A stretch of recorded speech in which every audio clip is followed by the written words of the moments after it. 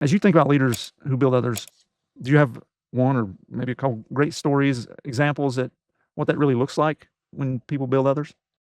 Yeah, it might be a story that maybe wouldn't seem typical as you get into this topic, but it's one that's kind of encapsulated for me, and really a memory that came back to me as I started thinking about this. And when I first applied to teach at West Point, we actually drove our family up. We were stationed in South Carolina, and we drove up from South Carolina in our Honda Accord with my wife and two kids, so I could do a couple interviews.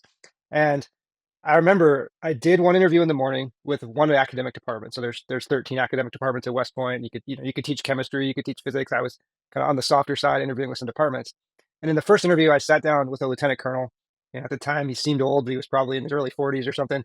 I was dressed up one of the first times in my Army career in my full green uniform with a tie on. You don't wear that often.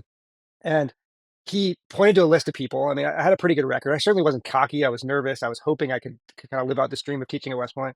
And he pointed to a list of people. I remember him doing this, and he said, "Hey, something like there's, you got a good record, but we got 56 people just like you. Like you're not special."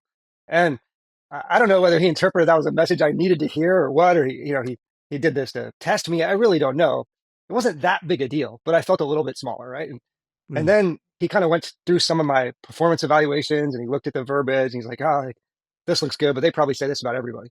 And I kind of chuckled, like, am I supposed to laugh at this joke? And I don't really remember, Tom, exactly how I felt when I walked out there. I didn't feel horrible. Like, mhm. it was just odd, but I felt a little bit smaller, right? And Yeah, after lunch, and this is where it came, this is why it's such a stark memory to me. After lunch, I go to another department to interview. And in this case, I'll use the name. I was with actually the department head at this point, a gentleman named Colonel Casey Brewer. He's retired General Casey Brewer now.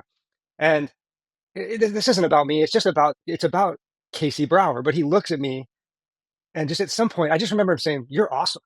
And he said, "You're the kind of person we want role model in teaching cadets." And he got me up and he walked me to like down the hall, up and down the hallway to three different offices and said, "Hey, I want you to meet Doug Crandall. He's the kind of guy we want teaching here." I don't know how many people General Brower did this for. I mean, I'm certainly it was others, but the contrast in experience was kind of unbelievable for me. It just was how someone was making me feel, and whether that was intentional or not. In the first case, it was certainly intentional on General Brower's uh, case. And I just follow up with one story because I ended up sure. going to teach in Colonel Brower's department, the Department of Behavioral Sciences Leadership at West Point. He had actually moved on by the time I got there several years later, but he was a big part of why I went there. But after they picked me to teach, maybe 6 months later, I had sent an email back to Colonel Brower, like thanking him for the opportunity. And within that email, this unfortunately, after I'd hit send, I noticed that I said something to the effect of like, I can't wait to get there. And I spelled it Their, but I didn't notice the spelling mistake until after, like, as I said, I'd hit send.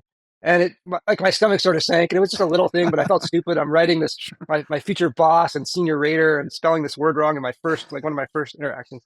And then it gets worse, Tom, because a few minutes later, Colonel Brower forwards that email to the whole Oh, no. department. So my future colleagues, like everyone's going to see, there was only a few sentences. The word was glaring. Like I felt like it was screaming at me from the screen. Like, I can't wait to get there. But in a forwarded email, as I read down, before he sent it, Colonel Brower had changed it to There.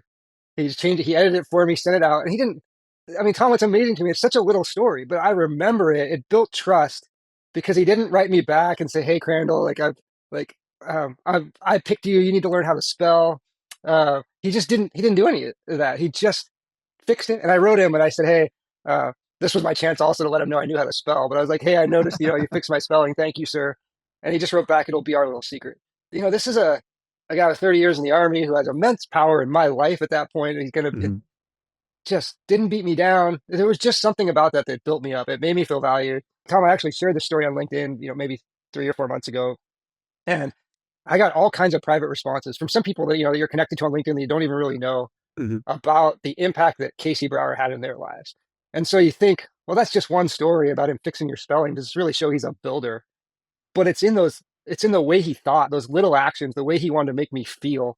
We'll get to this later, I'm sure. It's not just about making people feel good. Like he had high standards and he ran a great Mhm. department and he held people accountable. But in the end, how he wanted to make you feel was more confident, more capable, more valued. It's probably the best story that I have personally.